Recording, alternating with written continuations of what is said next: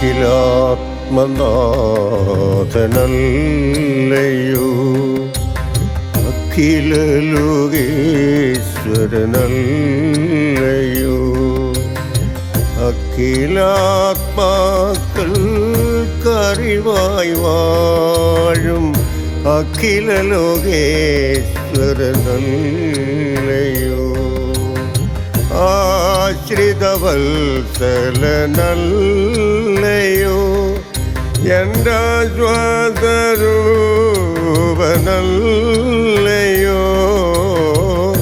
ആശ്രിതവത്സലനല്ലയോ, എൻ്റെ ആശ്വാസരൂപനല്ലയോ, ആനന്ദവല്ലഭനല്ലയോ, എൻ്റെ ആത്മാവിൽ വാഴുകയില്ലയോ,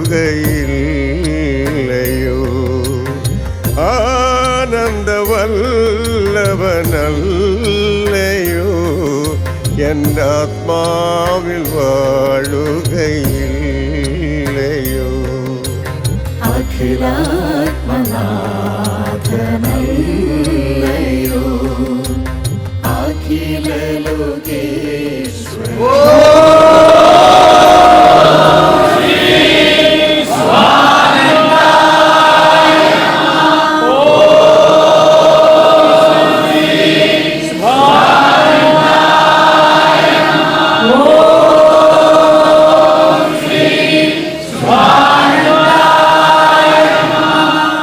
പരമഗുരുവേ പരിശുദ്ധബോധമേ,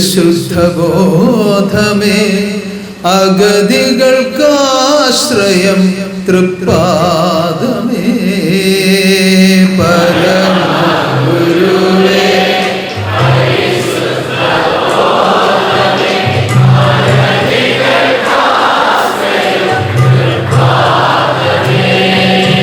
പരമഗുരുവേ പരിശുദ്ധബോധമേ,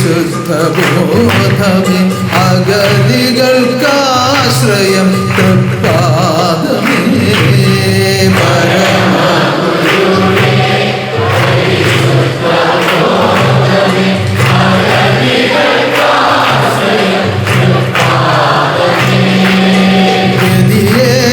ജീവനിൽ തുണയേ പരമാത്മ പദമിന്നടിയങ്ങൾ വന്ദിക്കുന്നേ.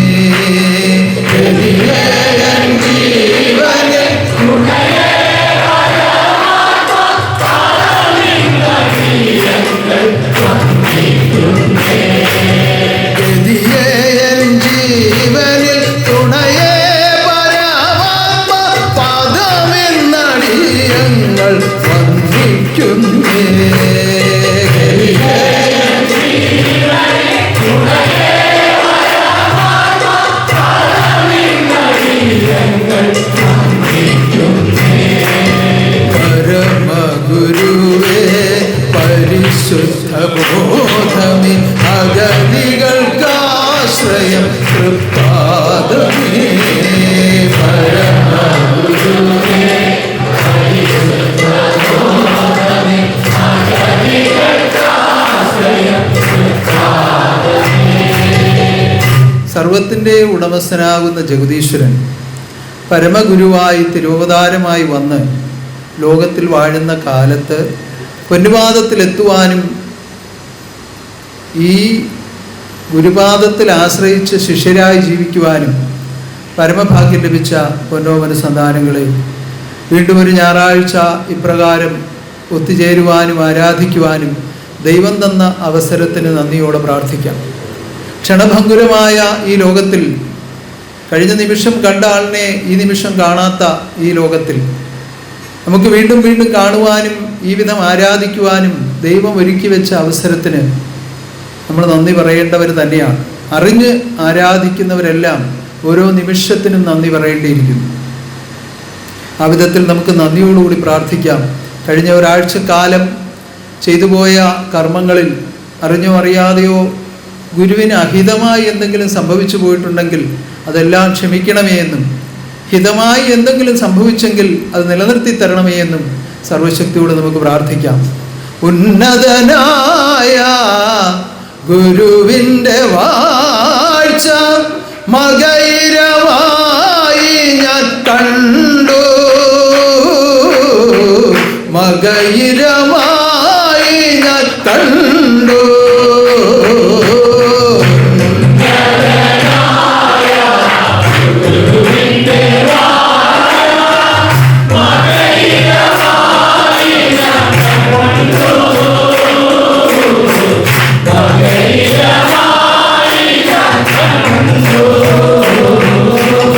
പലരും ആലോചിക്കുന്നുണ്ടാവും, ഇന്ന് മകയിരം അല്ലല്ലോ, അടുത്തെങ്ങും മകയിരത്തിൻ്റെ പ്രത്യേകിച്ച് പരിപാടികളൊന്നും ഇല്ലല്ലോ, ഇപ്പോൾ എന്താ ഇങ്ങനെ ഒരു കീർത്തനം വന്നത് പാടിയത് എന്നായിരിക്കും പലരും ചിന്തിക്കുന്നത്. കഴിഞ്ഞ ആഴ്ച നമുക്ക് മകയിരം പക്കനാൾ ദിനം കൂടി ഉണ്ടായിരുന്നു. ആ ദിനം ഒരു പ്രത്യേക അനുഭവസ്ഥതയായിരുന്നു. എല്ലാ പക്കനാളുകളും ആനന്ദമായിട്ടാണ് നടത്തപ്പെട്ടുകൊണ്ടിരിക്കുന്നത്. നാളെ നമുക്ക് പൂരം പക്കനാളാണ്. ഓരോ പക്കനാൾ ദിനങ്ങളിലും വിവിധ വിധത്തിലുള്ള അറിവുകളെ, മനുഷ്യൻ്റെ ആത്മാവിനെ വളർത്തുവാനും ഉയർത്തുവാനും തക്ക വിധത്തിലുള്ള അറിവുകളെ സംയോജിപ്പിച്ച് നിലനിർത്തിക്കൊണ്ടുള്ള വിവിധ ജ്ഞാനങ്ങൾ സർവശക്തി ഉദയമാക്കി ദാനം ചെയ്തുകൊണ്ടാണ് ഓരോ പക്കനാളുകളും നടത്തുന്നത്. അങ്ങനെ ആനന്ദമായി നടത്തപ്പെട്ട മകയിരം പക്കനാളും വിവിധ പ്രദേശങ്ങളിൽ നടത്തപ്പെട്ട ആരാധനകളും എല്ലാം ഉന്നതമായി നടത്തിയ മഹാശക്തിയെ നമുക്ക് വീണ്ടും നന്ദിയോടെ സ്തുതിക്കാം. ഉന്നതനാകുന്ന ദൈവത്തിൻ്റെ ഈ ആദർശത്തെ സ്വീകരിച്ച് ജീവിക്കുന്നവർ എപ്പോഴും കരുതേണ്ടത് എന്താണ് എന്ന് ഞാൻ ഓരോ ആഴ്ചകളിൽ നിങ്ങളെ ഓർമ്മിപ്പിക്കാറുണ്ട്. എന്താണ് നമ്മൾ കരുതേണ്ടത്? എല്ലാ ആഴ്ചയിലും പറയുന്ന ഒരു കാര്യമാണല്ലോ. അപ്പോൾ നിങ്ങളൊന്ന് മറുപടി പറയും. എന്താണ് ഈ ആദർശത്തിൽ ഒത്തുജീവിക്കുന്നവർ എന്താണ് കരുതേണ്ടത്? പറയൂ. നമ്മുടെ നിത്യജീവിതത്തിൽ നമ്മൾ പ്രധാനമായി കരുതേണ്ടത് എന്താണ്? സത്യമായിരിക്കണം. മനസാ വാചാ കർമ്മണ സത്യമായി ജീവിക്കണം. മനസാ വാചാ കർമ്മണ സത്യമായി ജീവിക്കണം. മനസാ വാചാ കർമ്മണ സത്യമായി ജീവിക്കണം. മനസാ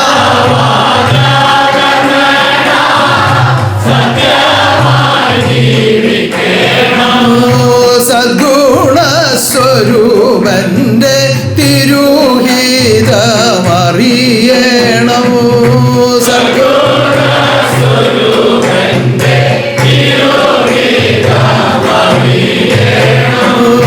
മനസാ വാചാ കർമ്മണ സത്യമായി ജീവിക്കണം.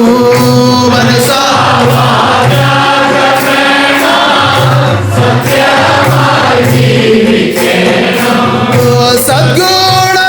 സദ്ഗുണസ്വരൂപന്റെ തിരുഹിതമറിയണം.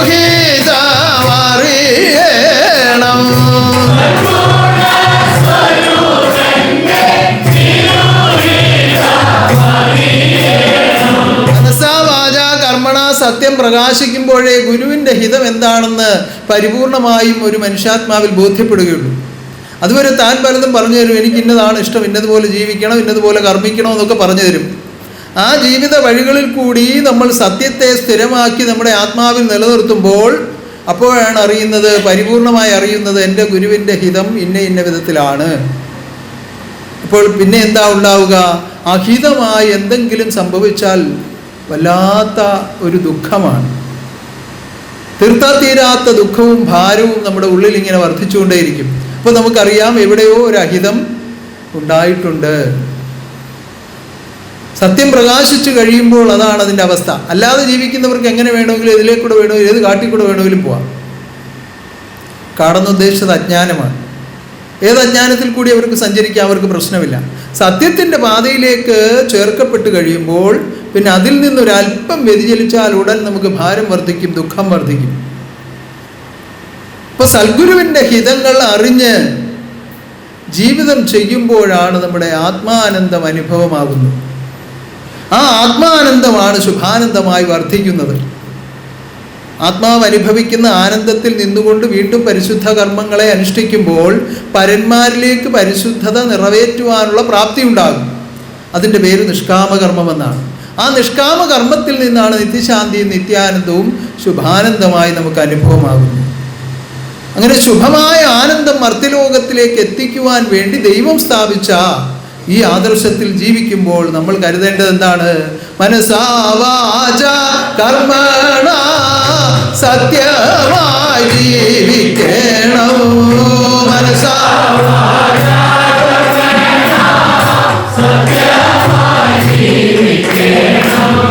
സൽഗുണ സ്വരൂപന്റെ തിരുഹിതം അറിയണം.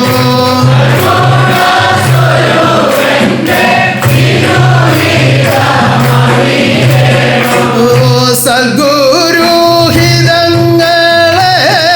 നിത്യവും പ്രവർത്തിച്ചാൽ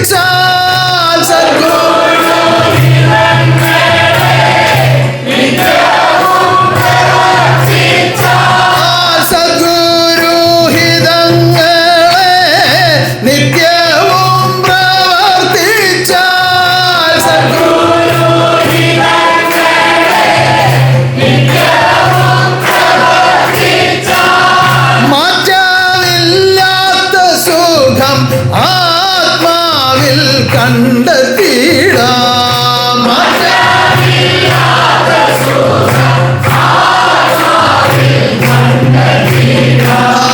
സദ്ഗുരു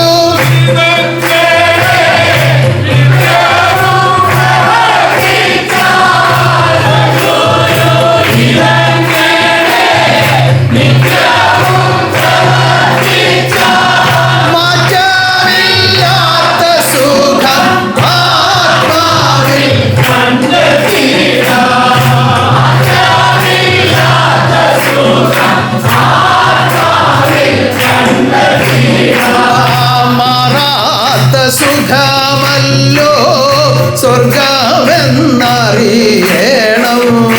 മാറാത്ത സുഖമല്ലോ സ്വർഗമെന്നറിയണം. മാറാത്ത സുഖമല്ലോ സ്വർഗമെന്നറിയണം.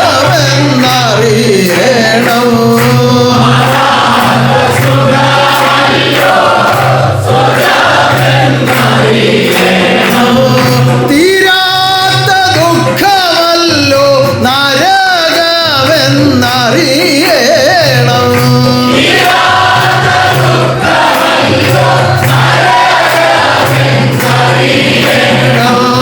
മാറാത്ത സുഖമല്ലോ സ്വർഗമെന്നറിയണം.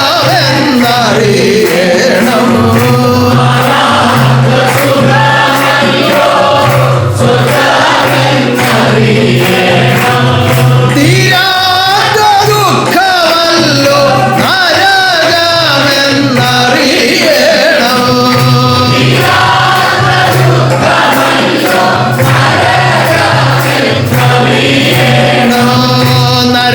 നരകമൊഴിഞ്ഞു നിന്നിൽ സ്വർഗം തെളിഞ്ഞു കാണുവാൻ.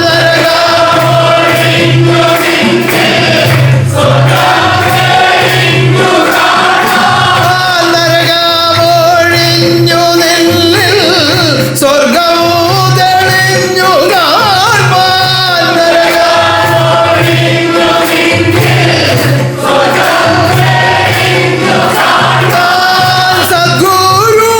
സദ്ഗുരുഹിതങ്ങളെ നിത്യവും പ്രവർത്തിക്കാം.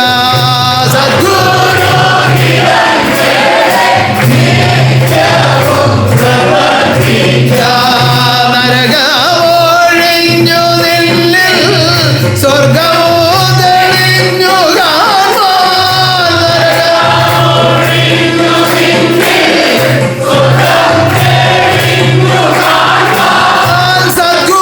സദ്ഗുരുഹിതങ്ങളെ നിത്യവും പ്രവർത്തിക്കാം.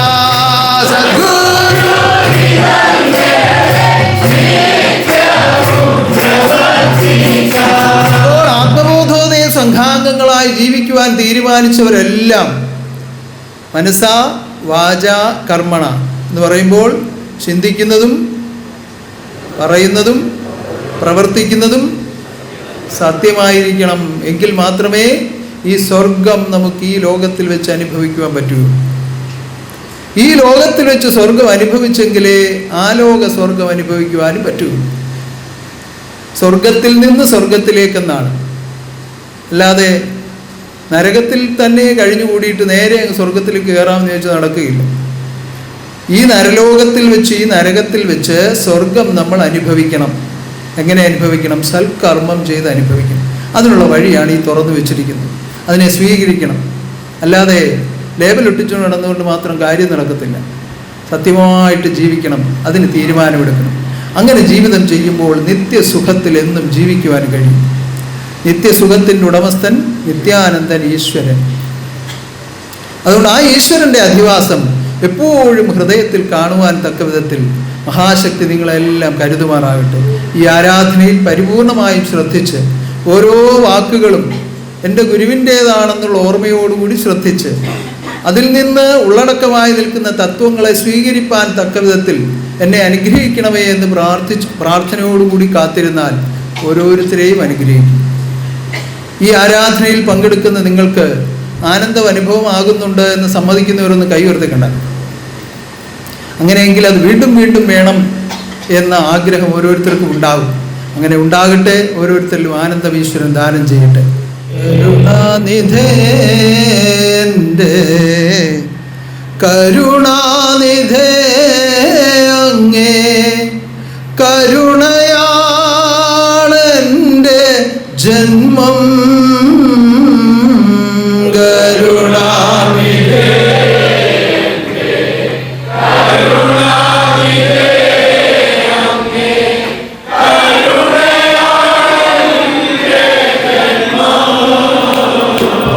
കരുണാനിധേ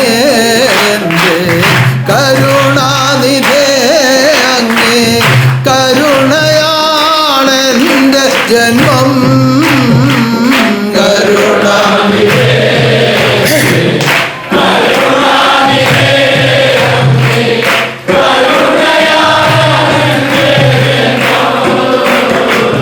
കരുണാനിധേ അങ്ങേ നിയമങ്ങളാകുന്നു ഏഴയാമെൻ്റെ കർമ്മം.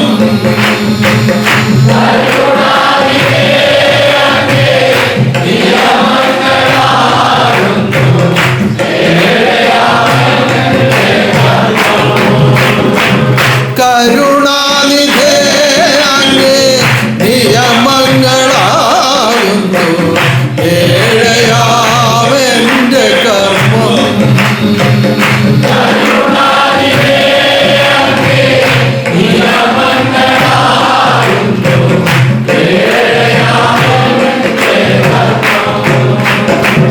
നിയമത്തിൽ കൂടി ലോകരക്ഷ ചെയ്ത ദൈവം, നിയമത്തിൽ കൂടി ലോകരക്ഷ ചെയ്ത ദൈവം, നിയമത്തിൽ കൂടി രക്ഷിക്കുവാനാണ് കലിയുഗത്തിൽ ഉദയമായത്. നിയമത്തിൽ കൂടി രക്ഷിക്കുവാനാണ് കലിയുഗത്തിൽ ഉദയമായത്. ഈ ലോക കാര്യങ്ങൾക്കെല്ലാം അതിൻ്റെതായ നിയമമുണ്ട്. ലോകകാര്യങ്ങൾക്കെല്ലാം അതിൻ്റെതായ നിയമവും സൃഷ്ടിവശാലുള്ള നിയമവും സൃഷ്ടിവശാലുള്ള നിയമവും ഇതിന്റെ ഓരോ വിഭാഗം തിരിച്ചുള്ള കർമ്മവഴികളിലുള്ള നിയമങ്ങളും ഇതിന്റെ ഓരോ വിഭാഗം തിരിച്ചുള്ള കർമ്മവഴികളിലൂടെയുള്ള നിയമങ്ങളും. അങ്ങനെ നിയമബന്ധിതമായിട്ടാണ് മനുഷ്യലോകം ജീവിച്ചു പോകുന്നത്. നിയമബന്ധിതമായിട്ടാണ് മനുഷ്യലോകം ജീവിച്ചു പോകുന്നത്. എന്നാൽ ആത്മാവ് സ്വയംഭുവായ ആ സ്വരൂപത്തിലേക്ക് ചേർക്കപ്പെടുവാൻ, ആത്മാവ് സ്വയംഭുവായ ആ സ്വരൂപത്തിലേക്ക് ചേർക്കപ്പെടുവാൻ, ആ ഉത്ഭവസ്ഥാനത്തേക്ക് തിരിച്ചെത്തുവാൻ പാലിക്കേണ്ട നിയമം എന്ത് എന്ന് ലോകവശാൽ ആർക്കും തിരിച്ചറിവില്ല. പാലിക്കേണ്ട നിയമം എന്ത് എന്ന് ലോകവശാൽ ആർക്കും തിരിച്ചറിവില്ല. അതുകൊണ്ടാണ് കണ്ടതിനെയൊക്കെ ആരാധിക്കുകയും കണ്ടതുപോലെ ജീവിക്കുകയും ചെയ്തത്. അതുകൊണ്ടൊക്കെയാണ് കണ്ടതിനെയൊക്കെ ആരാധിക്കുകയും കണ്ടതുപോലെയൊക്കെ ജീവിക്കുകയും ചെയ്തത്. അതെല്ലാം മാറ്റി ഉന്നതനാകുന്ന ഗുരുവിനെ സമാശ്രയിച്ച് ഗുരുഹിതങ്ങൾ ചെയ്ത് ജീവിതം ചെയ്യുവാനുള്ള ഒരു നിയമം ലോകത്തിൽ അവതരിപ്പിക്കുവാൻ നിയമജ്ഞനാകുന്ന ജഗദീശ്വരൻ തന്നെ ഖഡ്ഗിയായി ശുഭാനന്ദ നാമത്തിൽ അവതാരമായി വന്നു. അവതാരമായി ഗുരു അവതാരമായി അവതാരമായി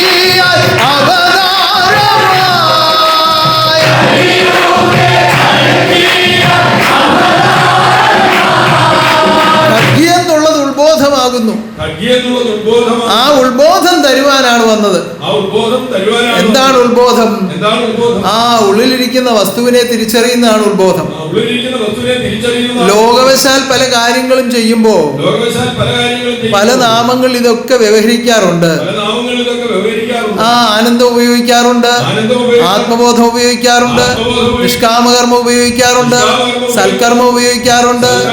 ഇങ്ങനെ ആത്മബോധോദയ സംഘത്തിൽ കൂടി ആത്മനാഥൻ പരിചയപ്പെടുത്തുന്ന വാക്കുകളൊക്കെ ലോകത്തിൽ പല കാര്യങ്ങൾക്ക് ഉപയോഗിക്കാറുണ്ട്. ആത്മബോധോദയ സംഘത്തിൽ കൂടി ആത്മനാഥൻ പരിചയപ്പെടുത്തുന്ന വാക്കുകളൊക്കെ ലോകത്തിൽ പല കാര്യങ്ങൾക്കും പറയുന്നുണ്ട്. പക്ഷേ അതിന്റെ യഥാർത്ഥ അവസ്ഥയിലല്ല ലോകം ഉപയോഗിക്കുന്നത്. ദൈവം അവതാരമായി വന്ന് ഈ വാക്കുകൾ പരിചയപ്പെടുത്തുമ്പോ ഇതിന്റെ ആന്തരികമായിരിക്കുന്ന മഹാതത്വത്തെ ആത്മാവിൽ സ്ഥാപിച്ചുകൊണ്ടാണ് ഇത് പരിചയപ്പെടുത്തുന്നത്. പല ആളുകൾ ഇവിടെ വരുമ്പോ എന്താ സത്യം എന്ന് അങ്ങോട്ട് ചോദിച്ചാൽ അത് വലിയ തെറ്റുകുറ്റങ്ങളൊന്നും കൂടാതെ ജീവിക്കുന്നതാ സത്യം എന്ന് പറയും. നേരായിട്ടുള്ളതൊക്കെ ആ സത്യം എന്ന് പറയും. പലരും പല രീതിയിലാണ് പറയുന്നത്. യഥാർത്ഥമായ സത്യം എന്താണെന്നും അത് എവിടാണ് അറിയേണ്ടതെന്നും എങ്ങനെയാണ് അറിയേണ്ടതെന്നും എങ്ങനെ അതിനെ പ്രാപിക്കാമെന്നും കൃത്യമായും ബോധ്യപ്പെടുത്തിക്കൊണ്ട് സത്യ വെളിച്ചം ഉദിച്ചല്ലോ, നിത്യാനന്ദം കണ്ടല്ലോ,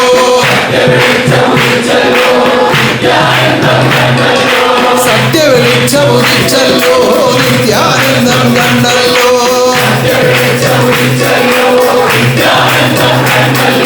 ജ്ഞാനെ കണ്ടാൽ കണ്ടല്ലോ, അന്ധകാരം പോയല്ലോ, ഓ ജ്ഞാനെ കണ്ടാൽ കണ്ടല്ലോ, അന്ധകാരം പോയല്ലോ. അപ്പൊ സത്യ വെളിച്ചത്തെ കാണുന്നത് ആത്മാവ് കൊണ്ട് ആത്മാവ് തന്നെയാണ്. അപ്പൊ അതിനു വേണ്ടിയാണ് സത്യസ്വരൂപൻ ഉദയമായി വന്നത്. എന്തിനു വേണ്ടി? ആത്മാവിൽ ആത്മസ്വരൂപമാകുന്ന മഹാസത്യത്തെ തെളിയിച്ചറിയിച്ച് ആത്മബോധമുള്ളവരാക്കി ശുഭാനന്ദത്തിലേക്ക് ചേർക്കുവാൻ അവതാരമായി ഗുരു അവതാരമായി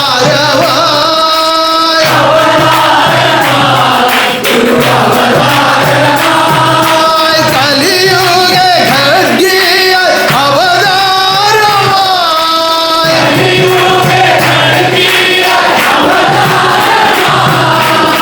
അവതാരമായി എന്ന് നമുക്ക് എത്ര വേണമെങ്കിലും പറയാം, എത്ര പ്രാവശ്യം വേണമെങ്കിലും പാടാം, എത്ര പ്രാവശ്യം വേണമെങ്കിലും സ്തുതിക്കാം. എന്താണ് അവതാരമെന്ന് അറിയുന്നത് ആരാണ്? ആരാണതറിയുന്നത്? അവതാരം അറിയിക്കുന്ന അറിവിനെ വേണ്ടതുപോലെ ഗ്രഹിച്ചവർ മാത്രമാണ് അവതാരത്തെ അറിയുന്നത്. അപ്പൊ അതിനെന്ത് വേണം? സത്യമായി ജീവിക്കണം. ഈ ആരാധനയുടെ പ്രാരംഭത്തിൽ ഞാൻ നിങ്ങളെ അറിയിച്ചത് അതുതന്നെയാണ്. മനസാ വാചാ കർമ്മണ സത്യമായി ജീവിക്കണം.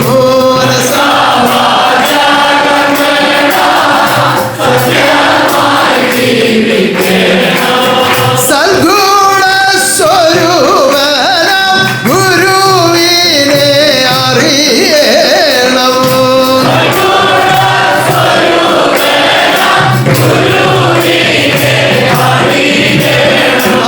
സൽഗുണസമ്പൂർണനാകുന്ന ഗുരുവിന്റെ അധിവാസത്തെ അറിയുവാൻ നമ്മളിൽ ഉൾക്കാഴ്ച ഉണ്ടാവണം.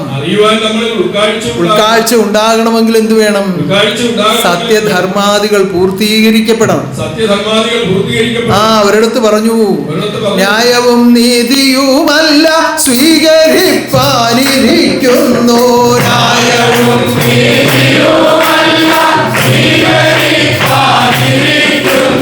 പിന്നെ എന്താ സ്വീകരിക്കുന്നത്? സത്യവും ധർമ്മവും തന്നെ സ്വീകരിച്ചിടും.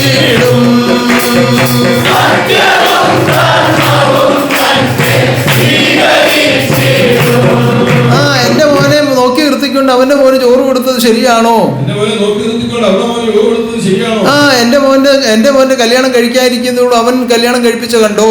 എന്റെ മോന് കല്യാണം കഴിക്കാതിരിക്കുമ്പോൾ അവൻ മോനെ കല്യാണം കഴിപ്പിച്ചു. ഇങ്ങനെ ലോകത്തിൽ പറയുന്ന അനേകം ന്യായങ്ങളും നീതികളും ഒക്കെ ഉണ്ട്. ഇങ്ങനെ ലോകത്തിൽ പറയുന്ന അനേകം ന്യായങ്ങളും നീതികളും അതിനെ വിസ്തരിക്കാനൊക്കെ നിയമങ്ങളും ഉണ്ട്. അതിനെ വിസ്തരിക്കുവാനൊക്കെ നിയമം. ആ ന്യായ അന്യായങ്ങളുടെ ആ നിയോഗം അനുസരിച്ചാണ് പലരും വിധിക്കപ്പെടുന്നതും അഴിക്കുള്ളിൽ അകപ്പെടുന്നതും. ആ ന്യായ അന്യായങ്ങളുടെ വിധിക്ക് അനുസരിച്ചാണ് പലരും വിധിക്കപ്പെടുന്നത്. ആ അഴിക്കുള്ളിൽ അകപ്പെടുന്നതും. അഴിക്കുള്ളിൽ അകപ്പെടുന്നത്. അതായത് ജയിൽവാസം അനുഷ്ഠിക്കേണ്ടി വരുന്നതും അതായത് ജയിൽവാസം അനുഷ്ഠിക്കേണ്ടി വരുന്നതും ശിക്ഷയ്ക്ക് അർഹനായി പോകുന്നതും. ശിക്ഷയ്ക്ക് അർഹനായി പോകുന്നതും. എന്നാൽ ദൈവം അതൊന്നുമല്ല സ്വീകരിക്കുന്നത്. ദൈവം അതൊന്നുമല്ല സ്വീകരിക്കുന്നത്. പല ആളുകളും പറയാറുണ്ട്, ഈ ആൾ ഇത്രയൊക്കെ വൃത്തികേടായിട്ട് ജീവിച്ചിട്ടും എന്താ ഇങ്ങനൊരു കരുതൽ ഉണ്ടാകുന്നത്?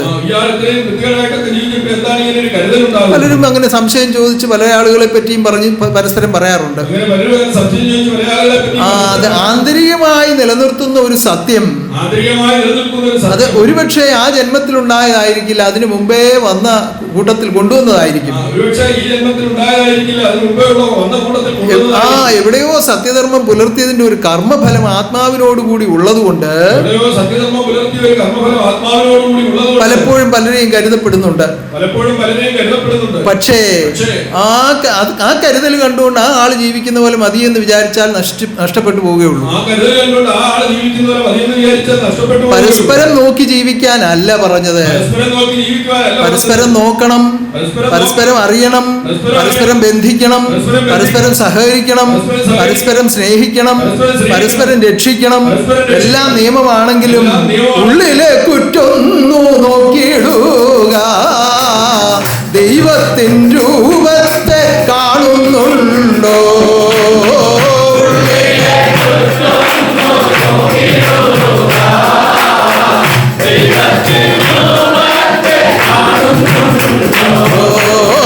ഉള്ളിലെ കുറ്റൊന്നു നോക്കിയിടുക. ദൈവത്തിൻ രൂപത്തെ കാണുന്നുണ്ടോ? ഉള്ളിലെ കുറ്റൊന്നു നോക്കിയിടുക.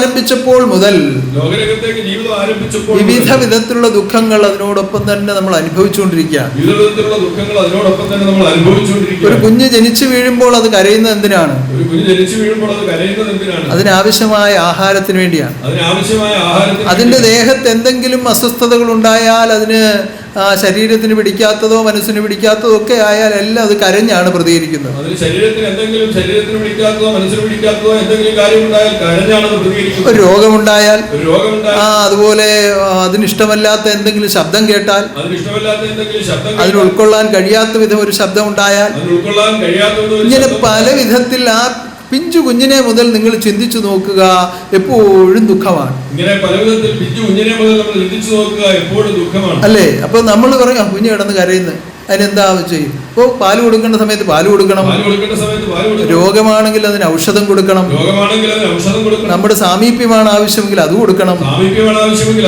നമ്മുടെ ലാളനകളാണ് അതിന് ആവശ്യമെങ്കിൽ അത് കൊടുക്കണം. ചില സമയത്ത് കുഞ്ഞിനെ എടുത്തൊന്ന് ലാളിച്ചാൽ അതിന്റെ കരച്ചിൽ നിൽക്കും. കാരണം അത് ഒറ്റയ്ക്ക് കിടക്കുന്നു എന്ന ഒരു ചിന്ത അതുപോലും അറിയാതെ അതിലുണ്ടാകുന്നതും അതിന് ദുഃഖമായി മാറുകയാണ്. ഒറ്റയ്ക്കിരിക്കുമ്പോഴുള്ള ഭയം മിക്കവാറും ആളുകളിൽ ഉള്ളതാണ്. ചിലർക്കതിനെ അതിജീവിക്കാൻ കുറച്ച് മനഃശക്തി ഉണ്ടായിരിക്കും, പക്ഷേ ഭയമുള്ളതാണ്. എന്തുകൊണ്ട്? സൃഷ്ടിയാരംഭകാലത്ത് ബ്രഹ്മാവിനുണ്ടായ ഭയമാണത്. അതുകൊണ്ട് തന്റെ സൃഷ്ടികളിലെല്ലാം ആ ഭയമുണ്ട്. ഒറ്റയ്ക്കിരിക്കുമ്പോൾ ഒരു ഭയം അല്ലേ? അങ്ങനെ ആർക്കെങ്കിലും ഉണ്ടായിട്ടുണ്ടോ? ഒറ്റയ്ക്കിരിക്കുമ്പോൾ ഭയം തോന്നിയിട്ടുണ്ടോ? ഇല്ല, അങ്ങനെ ആർക്കും തോന്നിയിട്ടില്ല. എല്ലാവരും മിടുക്കന്മാരാണ്, മിടുക്കികളാണ്, ഭയമേ ഇല്ല. ഉണ്ടോ? ഉണ്ട്. കൈ പൊക്കാതിരുന്നതാ അല്ലേ? ആരെങ്കിലും കണ്ടാൽ മോശമില്ല എന്ന് വിചാരിച്ചാ. ഇതൊക്കെ എല്ലാവർക്കും ഉള്ളതാണ്. കാരണം സൃഷ്ടി ആരംഭകാലത്തുണ്ടായതാണ്. സൃഷ്ടിക്കാൻ നിയോഗിച്ചു, ബ്രഹ്മാവിനെ അയച്ചു. ബ്രഹ്മാവ് ഒന്ന് ആലോചിച്ച് നോക്കുക, ആരെയും കാണുന്നില്ല, ഒറ്റയ്ക്കിരിക്കും. പെട്ടെന്നുള്ളൊരു ഭയം. അപ്പോഴാണ് ഞാൻ എന്തിനാ വന്നത്, എവിടെയാ വന്നത്, ഇതിലെയാ വന്നതെന്നൊക്കെ ആലോചിച്ച് അനേക വർഷം സഞ്ചരിച്ചു എന്നൊക്കെയാണ് പറയുന്നത്. അതൊക്കെ സൃഷ്ടിയിലുള്ളതാണ്, ഇപ്പോഴും നടന്നുകൊണ്ടിരിക്കുന്നതാണ്. കാരണം ഒരു ജന്മം എന്തിനാണെന്ന് പൂർണ്ണമായി ബോധ്യമാകണമെങ്കിൽ അനേകായിരം വർഷം ഈ ലോകത്തിൽ സഞ്ചരിച്ചേ മതിയാകും. അങ്ങനെ അനേക ജന്മങ്ങളിലൂടെ കടന്നു വന്ന് സൃഷ്ടാവാകുന്ന ജഗദീശ്വരൻ അവതാരമായി വരുന്ന കാലത്ത് നിർമ്മിക്കുന്ന ഉന്നത ഗോപുരത്തെ പൂർത്തീകരിക്കുവാൻ, ആ അത്യപൂർവമായി ലഭിച്ച ഒരു ജന്മമാകുന്ന നമ്മുടെ ആത്മദീപം, അതും അനേക ജന്മങ്ങളിലൂടെ അത് തിരിച്ചറിഞ്ഞാണ് ഈ ജന്മത്ത് വന്നപ്പോൾ അത് പൂർത്തീകരിക്കാൻ പറ്റും. അതെല്ലാം നഷ്ടമായി പോയി എന്ന് ആർക്കെങ്കിലും പറയാൻ പറ്റുമോ? ഒരിക്കലും നഷ്ടമല്ല. അവിടെയും കരുതുന്നതും കരുണയോടുകൂടി വളർത്തുന്നതും ദൈവം തന്നെയാണ്. അതാണ് ഞാൻ ആദ്യം കീർത്തിച്ചത്. കരുണാനിധേ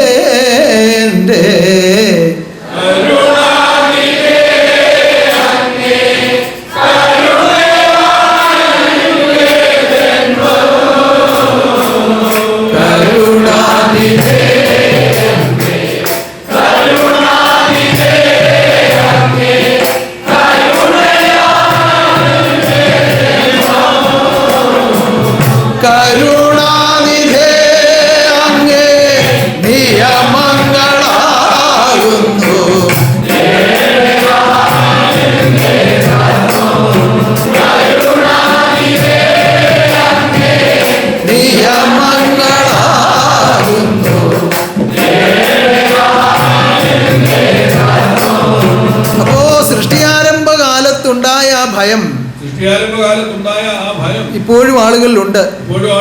ആ ഭയം മാറ്റുവാൻ നമ്മൾ എന്ത് ചെയ്യണം? ഭയമില്ലാത്ത അവസ്ഥയിലാകണം. അതായത് അഭയം ഉണ്ടാകണം. ആരിലേക്കാണ് നമുക്ക് അഭയം തരുന്നത്? ഭയമില്ലാതാകണമെങ്കിൽ നമ്മൾ ദൈവത്തോട് ചേർന്നിരിക്കണം. ആ ദൈവത്തോട് ചേർന്ന് കഴിയുമ്പോ പിന്നെ നമുക്ക് ഭയമില്ല. ഇപ്പൊ ആളുകൾ വിചാരിക്കുക കൈ വെക്കാതിരുന്ന കാര്യമായി. അല്ലെങ്കിൽ ഞങ്ങളുടെ കൂടെ ദൈവം ഇല്ല എന്ന് വിചാരിക്കത്തില്ലേ എന്ന്. അല്ലേ? അങ്ങനെയല്ലേ ഇപ്പം ചിന്തിച്ചേ? ആരും ഒരു ആശ്രയം ഇല്ലാതെ അലഞ്ഞൊരു കാലം,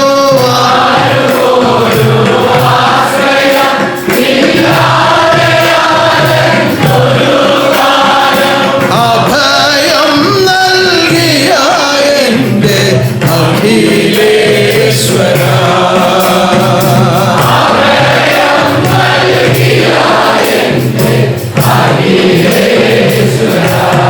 ദൈവത്തോട് ചേരുമ്പോൾ മാത്രമേ ഭയമൊഴിഞ്ഞ് അഭയം ഉണ്ടാവുകയുള്ളൂ. ദൈവത്തോട് ചേരുമ്പോൾ മാത്രമേ ഭയമൊഴിഞ്ഞ് അഭയം ഉണ്ടാവുകയുള്ളൂ. അപ്പോ ദൈവത്തോട് ചേർന്ന് ജീവിക്കുവാൻ, ദൈവത്തോട് ചേർന്ന് ജീവിക്കുവാൻ ഉന്നതമാകുന്ന ഈ നിയമം മാത്രം മതി. ഉന്നതമാകുന്ന ഈ നിയമം, അപ്പോ നിയമബന്ധിതമായ ഈ ലോകത്തിൽ നിയമബന്ധിതമായി ആത്മാവിലേക്ക് എത്തുവാനുള്ള നിയമത്തെയാണ് ആത്മനാഥൻ വന്ന് അവതരിപ്പിച്ചു തന്നിരിക്കുന്നത്. ആത്മാവിലേക്ക് എത്തുവാനുള്ള നിയമത്തെയാണ് ആത്മനാഥൻ ഇതിനെ പാലിച്ച് നമ്മൾ നിരന്തരം ജീവിക്കുമ്പോൾ ഇതിനെ പാലിച്ച് നമ്മൾ നിരന്തരം ജീവിക്കുമ്പോൾ നമ്മളിൽ അഭയമുണ്ടാകുന്നു.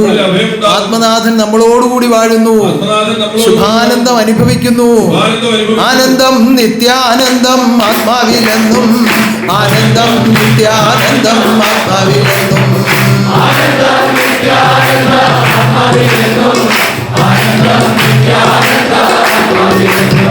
മാറാത്തോരാനന്ദം എൻ്റെ ആത്മാവിൽ കണ്ടു, മാറാത്തോരാനന്ദം എൻ്റെ ആത്മാവിൽ കണ്ടു.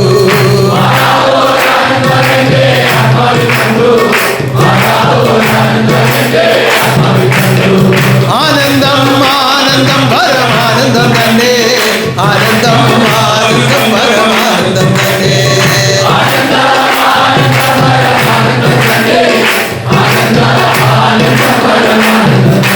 അപ്പൊ മാറാത്ത ആനന്ദത്തിൽ നിത്യവും വളരുവാൻ, മാറാത്ത ആനന്ദത്തിൽ നിത്യവും വളരുവാൻ, ആനന്ദത്തിൽ ലയിച്ചു സുഖിക്കുവാൻ ആനന്ദത്തിൽ ലയിച്ചു സുഖിക്കുവാൻ ഒറ്റ കാര്യം മതി. എന്താണത്?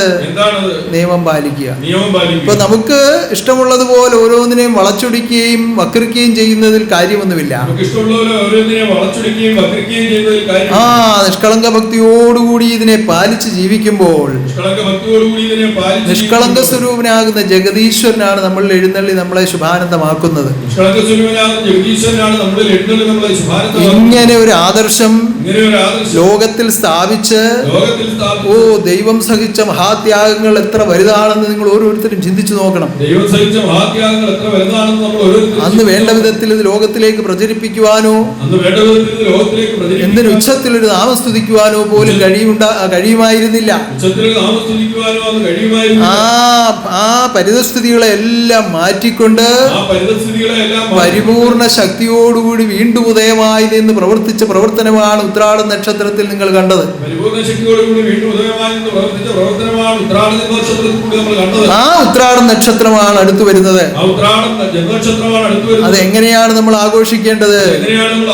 പൂരം പോലെ തന്നെ ആഘോഷിക്കപ്പെടണം. അപ്പോ നമുക്ക് 10 ദിവസത്തെ പരിപാടി ഇപ്രാവശ്യം ഇല്ല. ശതാബ്ദി ആഘോഷം നമ്മൾ 10 ദിവസമായി നടത്തി. എന്നിട്ടും നമുക്ക് മതിയായില്ല.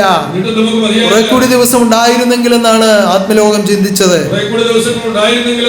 കാരണം ഓരോ ദിവസവും പുതിയ പുതിയ പുതിയ പരിപാടികൾ, പുതിയ പുതിയ വിഷയങ്ങൾ, പുതിയ പുതിയ സന്താനങ്ങൾ, എവിടെ നിന്നെല്ലാം ഏതെല്ലാം സ്ഥാപനങ്ങളിൽ നിന്ന് കൂട്ടം കൂട്ടമായി പുതിയ പുതിയ സന്താനങ്ങളോട് വന്നു ചേർന്നു. ഗുരുവിന്റെ നാമത്തെ അറിയുവാനും ഈ ആദർശത്തെ കുറിച്ച് അറിയുവാനും ഒക്കെ ഇടയായ ഒരു സന്ദർഭമായിരുന്നു സർവജ്ഞാനോത്സവം. അതുകൊണ്ട് ആ 10 ദിവസം നമുക്ക് പോരാ എന്നാണ് ഓരോരുത്തർക്കും തോന്നിയത്. ആ ശരീരത്തിൽ ഇരുന്നു കൊണ്ട് അവതരിപ്പിച്ച പരിപാടികളുടെ മുഴുവനുമായുള്ള ഒരു സമന്വയമായിരുന്നു ആ സർവജ്ഞാനോത്സവം. ആ തിരിച്ചുദയമായ സമയത്ത് പാസാക്കിയതാണ് ധാരാസ്തുതി. 10 ദിവസവും ജന്മനക്ഷത്ര സ്തുതി അതിഗംഭീരമായി നടത്തപ്പെട്ടു. ആ തിരുവുടലിൽ ഇരുന്നു കൊണ്ട് നടത്തിയതാണ് തീർത്ഥാടനം. ആ തിരുവിടലിൽ ആളിരുന്നുകൊണ്ട് നടക്കുകയാണ് തീർത്ഥാടനം. ആദ്യ സമയത്ത് പദയാത്രയായിട്ടാണ് എൻ്റെ സന്താനങ്ങൾ വന്നുകൊണ്ടിരുന്നത്. ആദ്യ സമയത്ത് പദയാത്രയായിട്ടാണ് ഭഗവാന്റെ സന്താനം. അപ്പൊ രണ്ട് ദിക്കുകളിൽ നിന്നും വരുന്ന സന്താനങ്ങൾ അവിടെവിടങ്ങളിലായി കൂട്ടം കൂടി നിന്ന് രണ്ട് ദിക്കുകളിൽ നിന്നുമായി വരുന്ന ഭഗവൻ സന്താനങ്ങൾ അവിടെവിടങ്ങളിലായി കുറച്ചു ദൂരം പദയാത്രയായി കീർത്തനാലാപനത്തോടുകൂടി വന്നാണ് ജന്മനക്ഷത്രത്തിൽ ആരംഭിക്കുന്നത്. കുറച്ച് പദയാത്രയായി സ്തുതിയോടുകൂടി വന്നാണ് ജന്മസ്തുതിയിൽ പങ്കെടുത്തത്. അതുപോലെ സമ്മേളനങ്ങൾ, അതുപോലെ സെമിനാറുകൾ, അതുപോലെ അന്നദാനം വന്നു ചേരുന്ന എല്ലാവർക്കും മൃഷ്ടാന്ന ഭോജനം ദിവസവും കൊടുത്തുകൊണ്ടിരുന്നു. അങ്ങനെ ഓരോന്ന് ചിന്തിച്ചാൽ എന്തതിശയമേ ദൈവത്തിൻ വാഴ്ച, ചിന്തിച്ചാൽ അന്തമില്ല.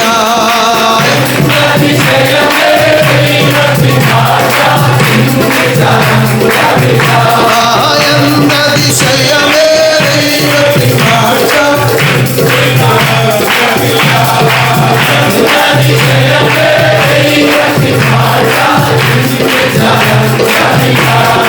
അന്തമില്ലാത്ത ആനന്ദമെന്നിൽ നൽകുന്ന ദൈവമല്ലോ.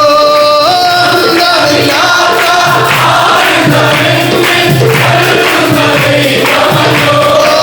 അന്തമില്ലാത്ത ആനന്ദമെന്നിൽ നൽകുന്ന ദൈവമല്ലോ.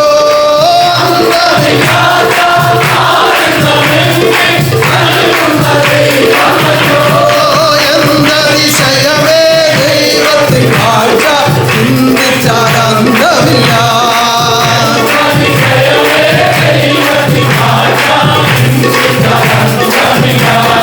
ആനന്ദമെന്നിൽ ദാനം ചെയ്യുന്ന ജ്ഞാനങ്ങൾ നൽകുന്നോരേ.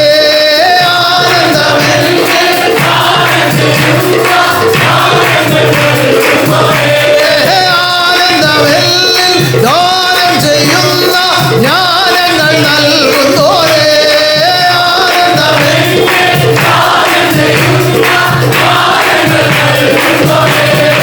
എന്തതിശയമേ ദൈവത്തിൻ വാഴ്ച, ചിന്തിച്ചാൽ അന്തമില്ല.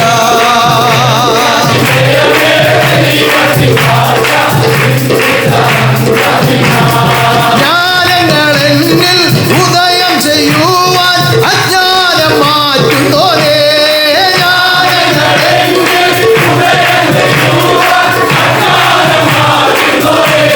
ജ്ഞാനങ്ങളെന്നിൽ ഉദയം ചെയ്യുവാൻ അജ്ഞാനം മാറ്റുന്നോരേ.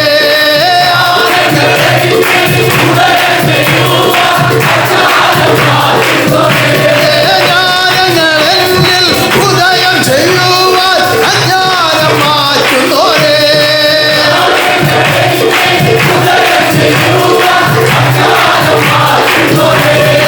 എന്തതിശയമേ ദൈവത്തിൻ വാഴ്ച, ചിന്തിച്ചാൽ അന്തമില്ല.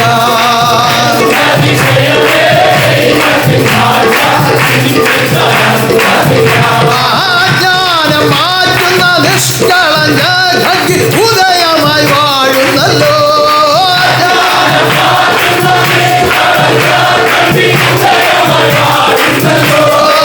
ജ്ഞാനം മാറ്റുന്ന നിഷ്കളങ്ക ഖഡ്ഗി ഉദയമായി വാഴുന്നല്ലോ.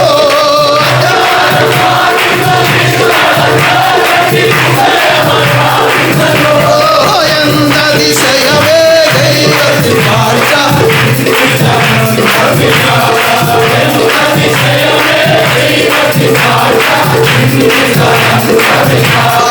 എന്തതിശയമേ ദൈവത്തിൻ വാഴ്ച, ചിന്തിച്ചാൽ അന്തമില്ല.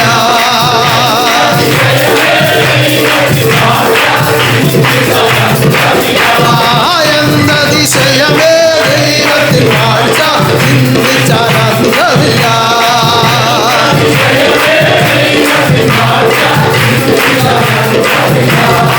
ഏതെല്ലാം വിധത്തിൽ ഒരാത്മാവിനെ പരിപൂർണതയിൽ എത്തിക്കാം, അതാണ് ദൈവത്തിന്റെ ചിന്ത. അതിനാണ് ഈ അവതാരം. അറിയിക്കുന്ന അറിവുകളെല്ലാം അതിനുള്ള മാർഗമാണ്. എന്തെങ്കിലും ഒന്ന് മാറ്റി വെക്കാം, എന്തെങ്കിലും ഒന്ന് കരുതി വെക്കാം, എന്തെങ്കിലും ഒന്ന് സൂക്ഷിച്ചു വെക്കാം, ഇതൊന്നും പറ്റുകയില്ല. സർവ്വതും സ്വീകരിക്കുക. സർവ്വതും ഒന്ന് സ്വീകരിക്കുക. എങ്ങനെ സ്വീകരിക്കുക? ആദര ആദരസമന്വിതം സ്വീകരിക്കുക. എങ്ങനെ സ്വീകരിക്കുക? ആദരസമന്വിതം സ്വീകരിക്കുക.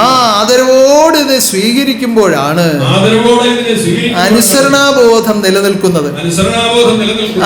ഈ കുബുദ്ധിയും മത്സരബുദ്ധിയും ഒക്കെ ചേർത്ത് ഇതിനെ നിരീക്ഷിക്കാൻ തുടങ്ങിയാൽ സർവത്ര അബദ്ധമായി പോവുകയുള്ളൂ.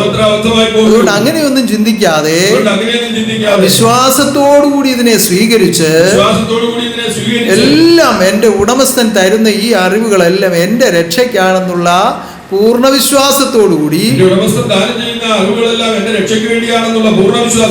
ആരിതിനെ സ്വീകരിക്കുന്നവർക്കെല്ലാം രക്ഷയുണ്ടാകും. സത്യം സത്യം സത്യം സത്യം പൂർണ്ണ രക്ഷയുണ്ടാകും. രക്ഷകനാണ് അവതാരമായി വന്ന് ശുഭാനന്ദ നാമത്തിൽ വാഴുന്നത്. അവതാരത്തെ അറിയിക്കുവാനാണ് ഉത്രാടത്തിൽ ഉദയമായി വന്നത്. അതാണ് അറിയിച്ചുകൊണ്ട് വാണിരുന്നത്. പരമാർത്ഥം പറയാനായി വന്നത് പരമാത്മാവാണെന്ന് അറിഞ്ഞുകൊള്ളുക. പരമാർത്ഥം പറയുവാൻ പറയാനായി വന്നത് പരമാത്മാവാണെന്ന് അറിഞ്ഞുകൊള്ളുക. പരമാർത്ഥം പറയുവാൻ പറയാനായി വന്നത് പരമാത്മാവാണെന്ന് അറിഞ്ഞുകൊള്ളുക.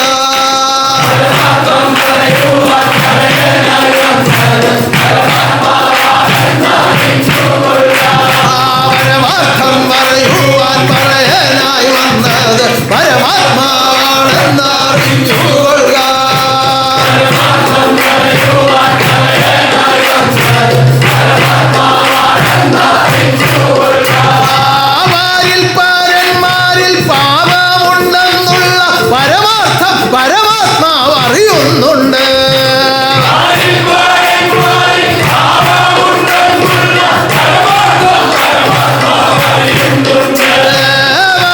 പരന്മാരിൽ പാപമുണ്ടെന്നുള്ള പരമാർത്ഥം പരമാത്മാവ് അറിയുന്നുണ്ട്.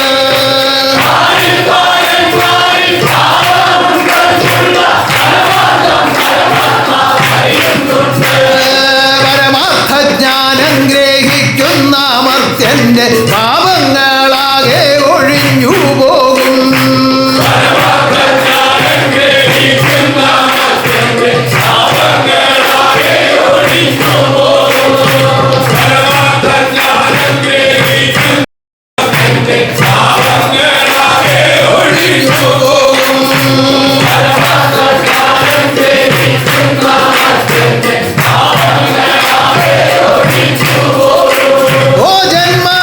ജന്മാന്തരമായി ഭാവിച്ചുള്ള സർവപാപങ്ങളും തീർന്നു പോകും.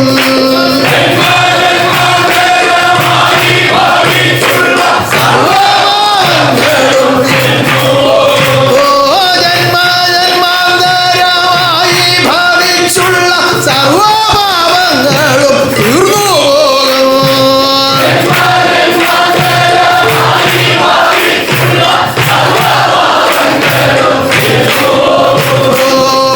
പാപമൊഴിഞ്ഞുള്ളിൽ പരിശുദ്ധി കാണുമ്പോൾ പരമാനന്ദം തന്നെ അനുഭവമായി.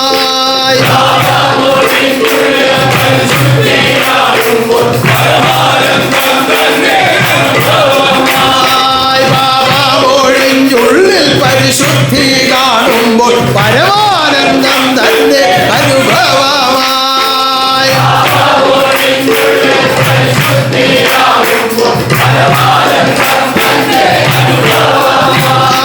പരമാനന്ദം നിന്നിൽ അനുഭവമാക്കുവാൻ പറയാനായി വന്നത് ഈ പരമാത്മാവ്.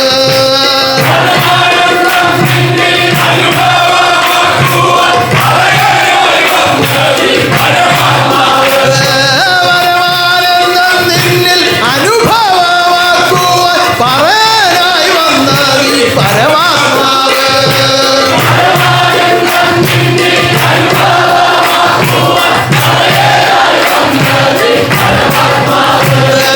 പരമാനന്ദം നൽകാൻ പരമാത്മാവല്ലാതെ ഈരേഴു ലോകത്തിൽ ആരുമില്ല.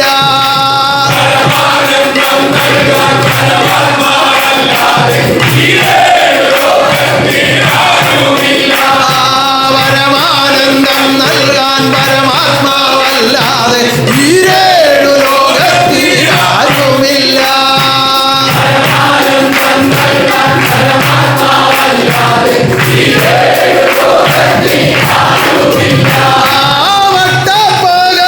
പകലുപോലുള്ളൊരു ജ്ഞാനത്തെ തെളിച്ചു വാഴുന്നു പരമാത്മാവ്.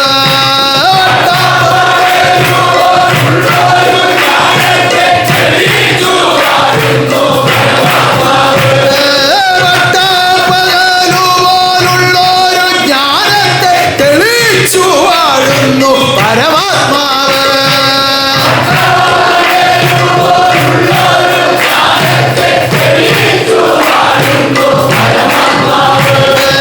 ആദിയന്തം തെളിഞ്ഞിടട്ടെ, ആരിലും ആനന്ദം തന്നെ വസിച്ചിടട്ടെ. ആദിയന്തം തെളിഞ്ഞിടട്ടെ, ആരിലും ആനന്ദം തന്നെ വസിച്ചിടട്ടെ. ആദിയന്തം തെളിഞ്ഞിടട്ടെ, ആരിലും ആനന്ദം തന്നെ വസിച്ചിടട്ടെ. ആദിയന്തം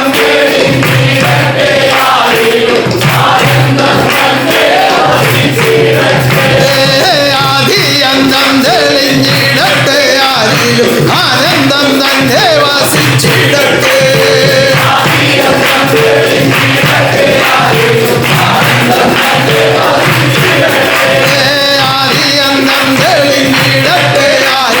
ആനന്ദം തന്നെ വസിച്ചിടട്ടെ.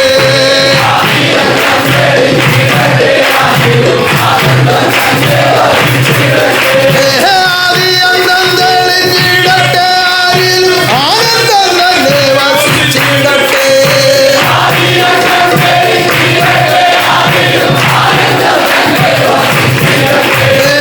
ആദിയന്തം തെളിഞ്ഞിടട്ടെ, ആരിലും ആനന്ദം തന്നെ വസിച്ചിടട്ടെ.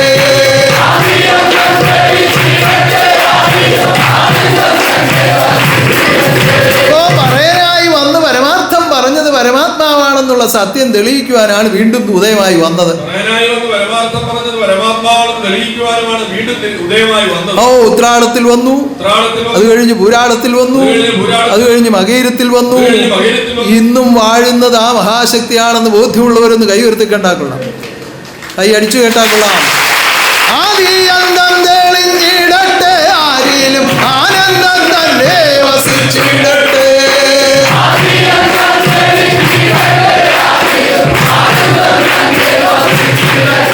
ഇങ്ങനെ തിരിച്ചു വരുവാനും ലോകത്തെ രക്ഷിക്കുവാനും ഞാൻ തീരുമാനിച്ചില്ലായിരുന്നെങ്കിൽ നിങ്ങൾക്ക് എന്നെ കാണാൻ കഴിയുമായിരുന്നില്ല. ലോകത്തെ രക്ഷിക്കുവാൻ ഭഗവാൻ തീരുമാനിച്ചില്ലായിരുന്നെങ്കിൽ നമുക്ക് ഭഗവാനെ കാണാൻ കഴിയും. അതുകൊണ്ട് തിരിച്ചുവരവിന്റെ പ്രത്യേകത നിങ്ങൾ പൂർണ്ണമായി മനസ്സിലാക്കണം. അതുകൊണ്ട് തിരിച്ചുവരവിന്റെ പ്രത്യേകത നമ്മൾ പൂർണ്ണമായി ആദ്യമായി തിരിച്ചുദയമായി ഒന്ന് സ്വീകരിച്ച ദേഹം ഉത്രാടത്തിൽ ജന്മമെടുത്തതായിരുന്നു. ഇങ്ങനെ തിരിച്ചു വന്ന് ഭഗവാൻ തീരുമാനിച്ച ദിവ്യതിരുടൽ ഉത്രാടത്തിൽ ജന്മമെടുത്തതായിരുന്നു. ആദ്യമായി സ്വീകരിച്ച അതിലായിരുന്നു. അതിന്റെ ആ ജന്മനക്ഷത്രമാണ് അടുത്തു വരുന്നത്. ആ ഉന്നതമായ നിലയിലെല്ലാ കർമ്മങ്ങളും നമുക്ക് ഒരുക്കണം. രണ്ട് ഘോഷയാത്രകൾ, ഒന്ന് ജന്മനക്ഷത്ര ഘോഷയാത്ര, ഒന്ന് പ്രകാശയാത്ര. രണ്ട് ഉന്നതമായ വിജയത്തിൽ എത്തിക്കേണ്ടത് ആരുടെ കടമയാണ്? ഭക്തലോകത്തിന്റെ കടമയാണ്. അതുപോലെ തന്നെ ആരാധന നടക്കണം, അതുപോലെ സദ്യ നടക്കണം. സദ്യ ഉണ്ടാവട്ടെ എന്ന് പറഞ്ഞാൽ ഉണ്ടാവുന്ന കാര്യമല്ല.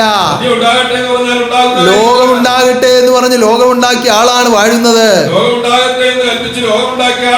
പക്ഷേ കായാമ്പുമേനിയുടെ കാര്യം ഭക്തലോകങ്ങളിൽ കൂടി നിർവഹിച്ച് ഭക്തലോകത്തെ ആനന്ദത്തിൽ എത്തിക്കുവാനാണ് അവതാര വാഴ്ച. അവതാര കർമ്മങ്ങൾ ഏറ്റെടുത്ത് കർമ്മിക്കുമ്പോൾ ഉണ്ടാകുന്ന കർമ്മഫലം ആത്മലോകത്തിൽ എത്തിക്കുവാനാണ് ഈ കർമ്മങ്ങളൊക്കെ ഇവിടെ വെച്ചിരിക്കുന്നത്. ഇതെല്ലാം ഇവിടെ വെച്ചിരിക്കുന്നത് അതിനു വേണ്ടിയാണ്. അപ്പൊ അതിലാരെല്ലാം വന്നതെന്ന് പ്രവർത്തിക്കുന്നു അവർക്കെല്ലാം ആ കർമ്മഫലം ഉണ്ടാകും. അപ്പൊ അതിന് വേണ്ടുന്ന സമയത്ത് സന്താനങ്ങൾ എത്തിച്ചേർന്ന് അതിന് വേണ്ടുന്ന കാര്യങ്ങളൊക്കെ ഒരുക്കി രണ്ട് സ്ഥാപനങ്ങൾ നമുക്കുണ്ട് ഭക്ഷണം കൊടുക്കുന്നത്. അതുപോലെ ഘോഷയാത്ര ആരംഭിക്കുന്ന ചെന്നിത്തലയിലും ഭക്ഷണം കൊടുക്കുന്നുണ്ട്. അങ്ങനെ ഇവിടെ എല്ലാം ആ ഭഗവത് കർമ്മങ്ങൾ നടക്കുന്നു. അവിടെ എല്ലാം ആത്മാർത്ഥതയോടുകൂടി ഇടപെട്ട് അത് പൂർത്തീകരിക്കുമ്പോഴാണ് ജന്മനക്ഷത്രം ആഘോഷിച്ചതിന്റെ പരിപൂർണത ഹൃദയത്തിൽ അനുഭവിക്കാൻ പറ്റും. പ്രവർത്തിക്കുന്നു അവിടെയെല്ലാം എത്തി ആത്മാർത്ഥതയോടെ ഇടപെട്ട് അത് പ്രവർത്തിക്കുമ്പോഴാണ് ജന്മനക്ഷത്രം ആഘോഷിക്കുന്നതിന്റെ സുഖം നമുക്ക് ആ അനുഭവം. പരിപൂർണത അനുഭവിക്കാൻ പറ്റുന്നത്. പരിപൂർണതയാണ് പരമാത്മാവിന്റെ ആനന്ദം. പരിപൂർണതയാണ് പരമാത്മാവ്. ആ പരിപൂർണതയിൽ എത്തിക്കുവാനാണ് പരമാത്മാവ് വന്ന് ഈ പാടുപെടുന്നതല്ല. ആ പരിപൂർണതയിൽ എത്തിക്കുവാനാണ് പരമാത്മാവ് വന്ന് ഈ പാടുപെടുന്നത്. അപ്പോ സദ്യവട്ടത്തിന് ഒരുക്കേണ്ട കാര്യങ്ങൾക്ക് സത്യവട്ടത്തിൽ ഒരുക്കേണ്ട കാര്യങ്ങൾക്ക് ആ തലേദിവസം തന്നെ വന്ന് സന്താനങ്ങൾ ഒത്തുചേർന്ന് പ്രവർത്തിച്ചെങ്കിലേ മതിയാവും. അതേ ദിവസം വന്ന് ഭഗവത് സന്താനങ്ങൾ ഒത്തുചേർന്ന് പ്രവർത്തിച്ചെങ്കിലേ രണ്ടു നേരവും വലിയ ജനക്കൂട്ടം ഉണ്ടായിരിക്കും. രണ്ടുനേരവും വലിയ ജനക്കൂട്ടം ഉണ്ടായി. ആ രാവിലെയും ഉണ്ടാവും, ഉച്ചയ്ക്കും ഉണ്ടാവും, 3 നേരവും ഉണ്ടാവും. 3 നേരം ഉണ്ടാവും. അപ്പൊ ആ സമയത്തെല്ലാം നമുക്ക് ആഹാരം കൊടുക്കണം. ആ സമയത്തെല്ലാം നമുക്ക് പലരും പല സാധനങ്ങൾ നേർച്ചയായി ഇവിടെ കൊണ്ടുവന്ന് അർപ്പിക്കാമെന്ന് ഏറ്റിട്ടുണ്ട്, ഓരോന്ന് അർപ്പിച്ചുകൊണ്ടിരിക്കുകയാണ്. പല സാധനങ്ങൾ നേർച്ചയായി കൊണ്ട് സമർപ്പിക്കാമെന്ന് ഏറ്റിട്ടുണ്ട്, അതെല്ലാം അർപ്പിച്ചുകൊണ്ടിരിക്കുകയാണ്. ഓരോരുത്തരും കൊണ്ടുവന്ന് അർപ്പിച്ചുകൊണ്ടിരിക്കുകയാണ്. അങ്ങനെ കൊണ്ടുവന്ന് അർപ്പിക്കുന്ന നേർച്ചകളെല്ലാം ഇതാ ഞാൻ സ്വീകരിക്കുകയാണ്.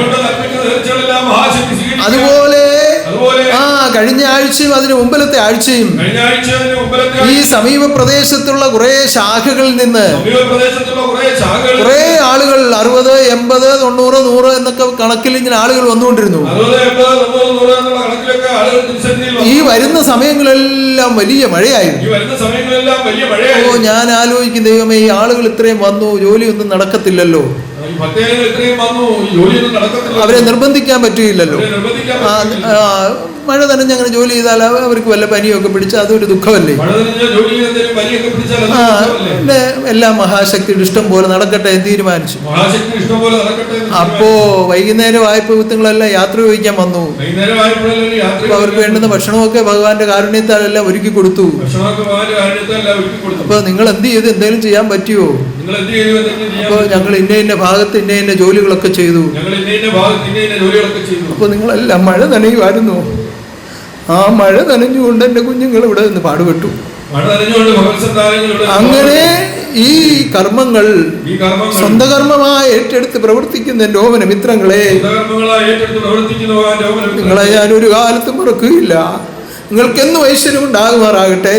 എന്നും ഐശ്വര്യം ഉണ്ടാകുമാറാകട്ടെ. എന്നും നിങ്ങൾക്ക് ആരോഗ്യമായി ജീവിക്കുവാൻ അവസരം ഉണ്ടാകട്ടെ. എന്നും ആരോഗ്യമായി ജീവിക്കുവാൻ അവസരം ഉണ്ടാകട്ടെ. ആ ഇന്നലെയും അനേകം സ്ഥലങ്ങളിൽ നിന്ന് സന്താനങ്ങൾ വന്നിരുന്നു. ഇന്നലെയും അനേക സ്ഥലങ്ങളിൽ നിന്ന് ഭഗവത് അങ്ങനെ അനേകം കാര്യങ്ങൾ അങ്ങനെ ചെയ്തുകൊണ്ടേയിരിക്കുകയാണ്. അങ്ങനെ അനേക കാര്യങ്ങൾ ഇനിയുള്ള ദിനങ്ങളിലും ആ വിധത്തിൽ എൻ്റെ സന്താനങ്ങൾ ഒത്തുചേർന്ന് പ്രവർത്തിക്കുമ്പോൾ, ഇനിയുള്ള ദിനങ്ങളിലും അപ്രകാരം ഭഗവത് സന്താനങ്ങൾ ഒത്തുചേർന്ന് പ്രവർത്തിക്കുമ്പോൾ, കൂലിക്കാലിനെ വിളിച്ചാൽ കൂലി കൊടുക്കാനും അതിന്റെ സാഹചര്യങ്ങളും ഒക്കെ ദൈവം സഹായിച്ചല്ല ഉണ്ടെങ്കിലും, കൂലിക്കാലിനെ വിളിച്ചാൽ കൂലി കൊടുക്കാനും സാഹചര്യങ്ങളൊക്കെ ദൈവം സഹായിച്ചു. അതല്ല നമ്മുടെ നിയമം. അതല്ല കായാമ്പൂമേ നീ തൻ കാര്യമെല്ലാം ചെയ്യേണ്ടത് ആത്മാക്കൾ മാത്രമാണ്.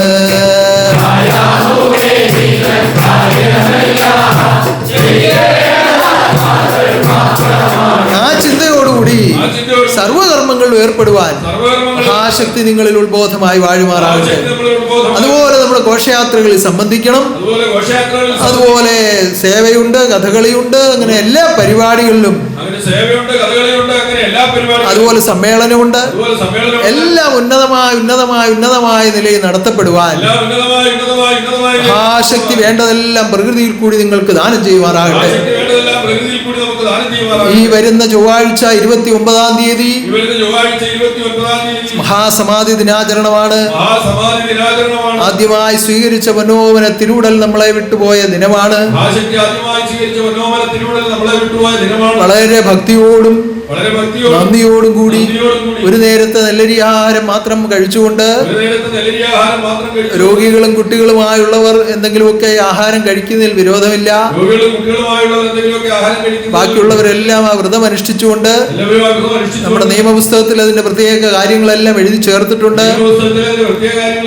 ആ നിയമപ്രകാരം ആ വ്രതം അനുഷ്ഠിച്ചുകൊണ്ട് നിങ്ങൾ പ്രാർത്ഥിക്കുക.